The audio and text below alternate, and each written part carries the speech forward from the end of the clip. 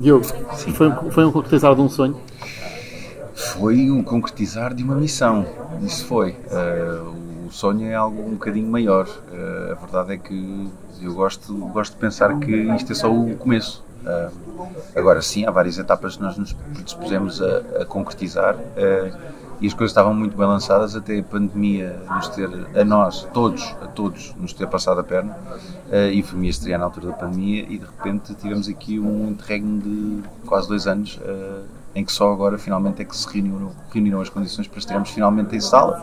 Tivemos a oportunidade de estrear fora das salas de cinema, mas de facto a nossa missão não é uma missão de conteúdo, não é uma missão de fazer um filme porque sim, é uma missão com o cinema, é uma missão de criar, fazer com que o cinema independente seja uma realidade em Portugal, Daí eu realidade estava a válida. perguntar ser um sonho, porque eu sei que o Diogo teve muito poucos apoios oficiais.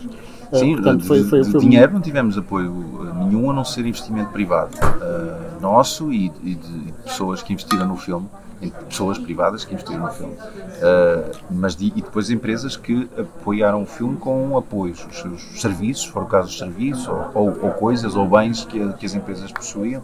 No caso do hotel, por exemplo, o Hotel Faro, que nos cedeu o hotel.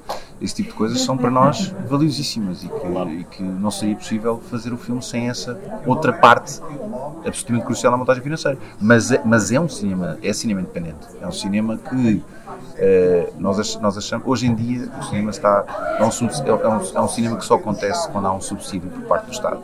E, portanto, e nada contra. Tem que haver esse incentivo, esse apoio por parte do Estado.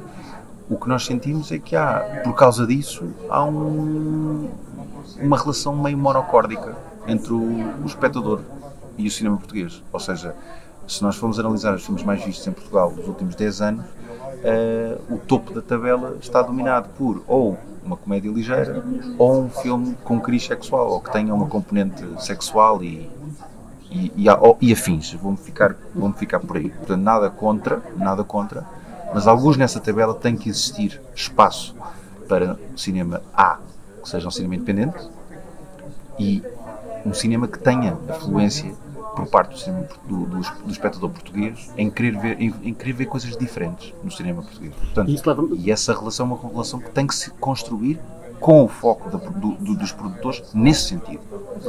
Isso leva-me diretamente um bocadinho à minha pergunta, que seria afinal, mas dado o contexto faz muito mais sentido fazê-la agora. Como é que acha que o público português vai reagir a um filme que está completamente fora do que é habitual no cinema português como nós o conhecemos tradicionalmente?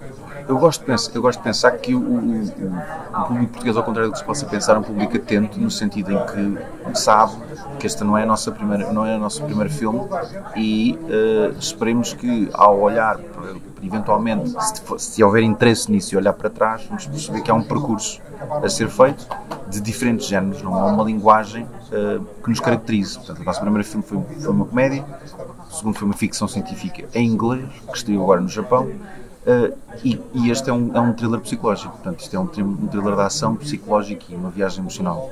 E nós esperemos que as pessoas percebam, ou que sintam, que a nossa intenção é surpreender. E é uma relação diretamente para com o espectador. Aqui, este é o tipo de histórias que nós queremos finalmente chegar. É um filme que tão é dinâmico do ponto de vista visual como do ponto de vista emocional.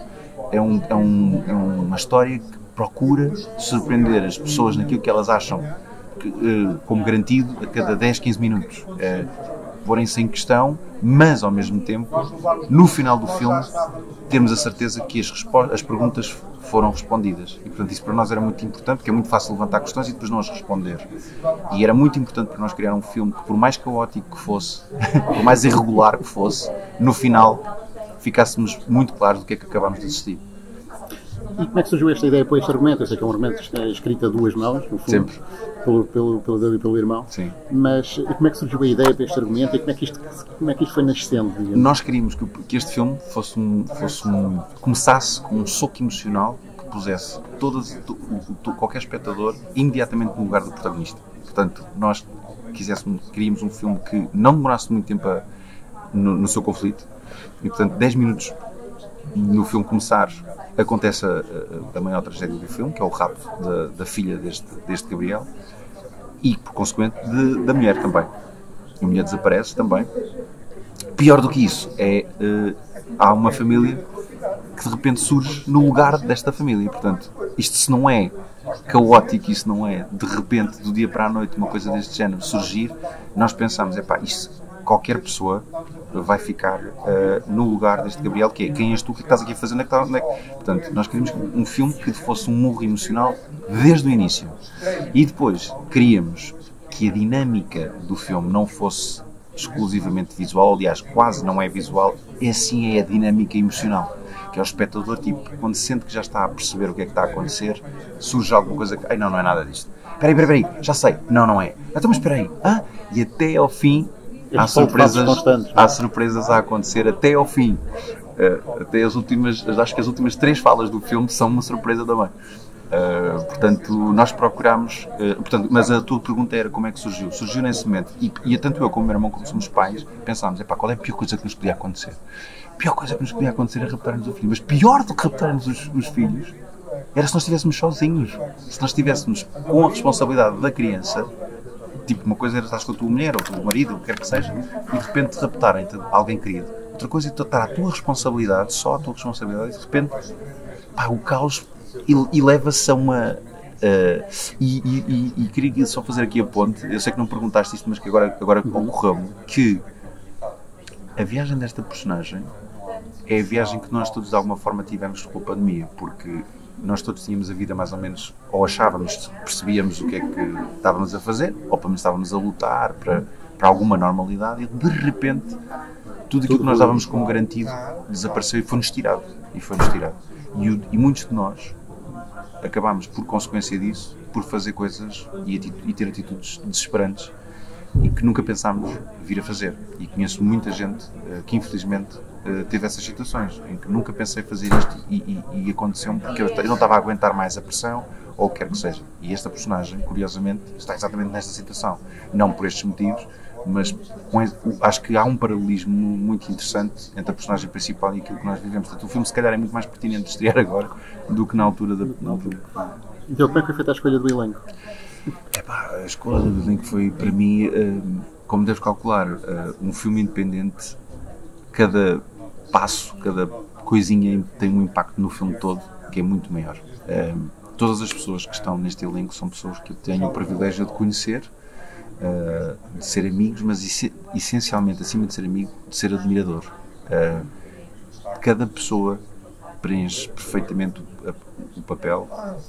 O Pedro Teixeira, por exemplo, o Gabriel tinha que ser feito por alguém que tivesse 2 coisas muito importantes, que é a sensibilidade emocional com relação à família, um homem que não tivesse proibidos de se largar emocionalmente, de chorar, aquela coisa machista, estúpida, ultrapassada, um homem não chora, não.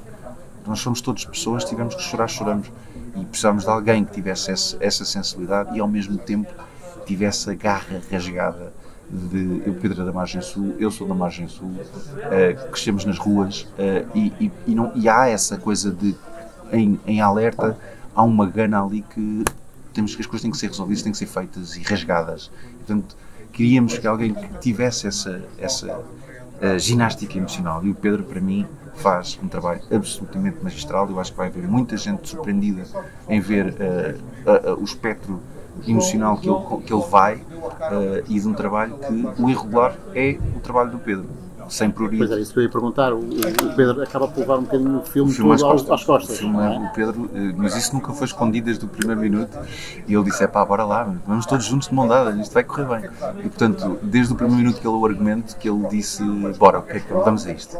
E portanto a entrega foi total desde o início, mas todos. A Carla Chambel faz um papel inacreditável. Dificílimo.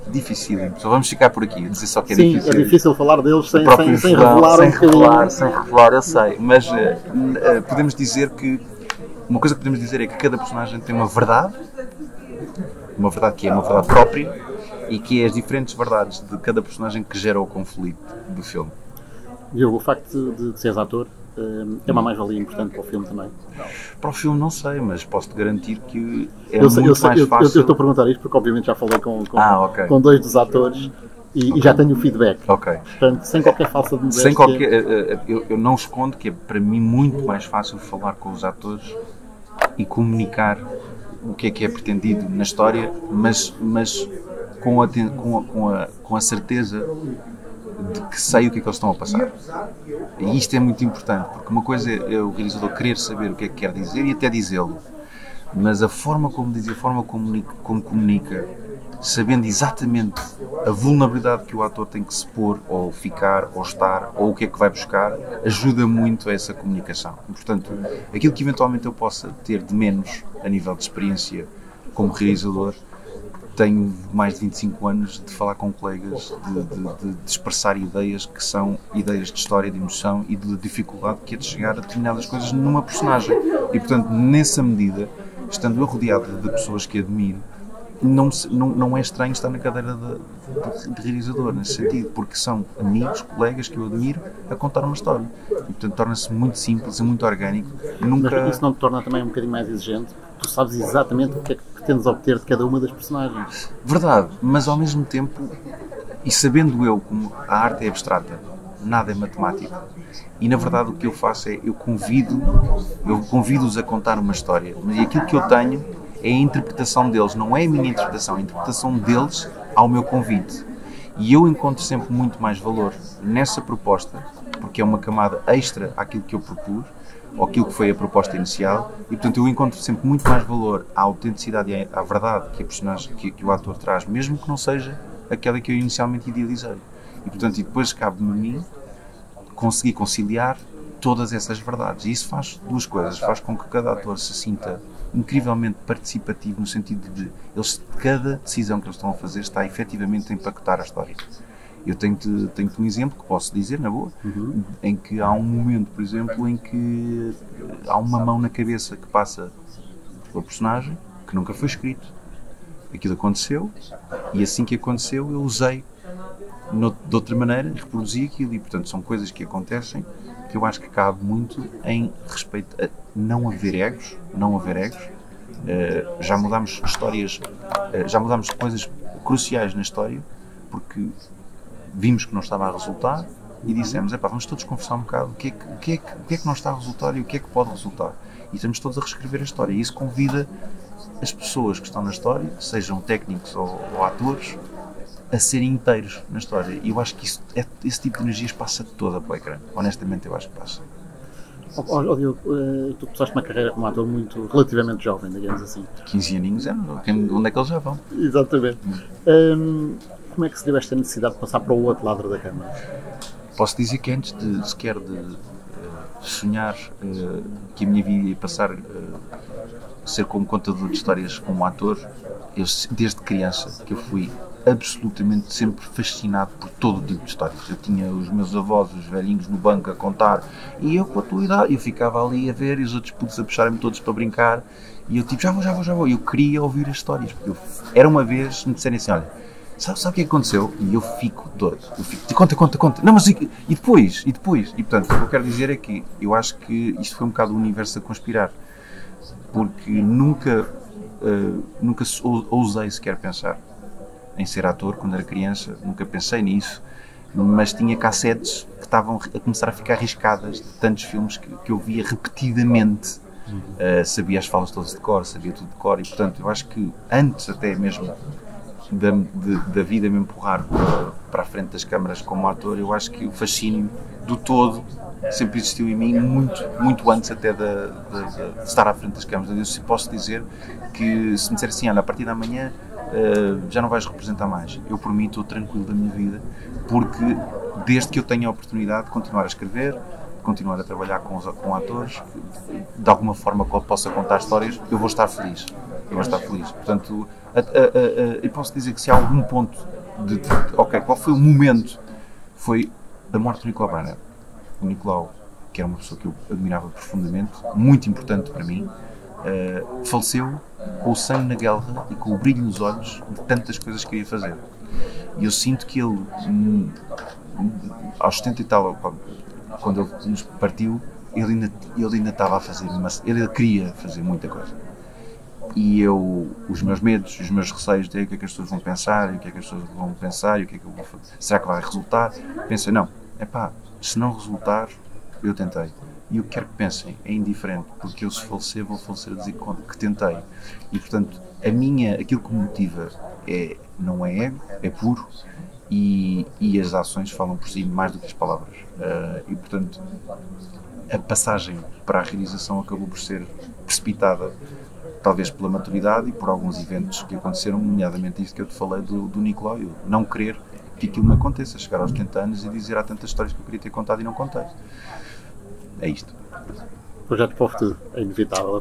Projeto para o futuro vai depender muito deste filme, vou-te ser sincero. A pandemia empancou bastante a nossa produtora, que estava a fazer um trabalho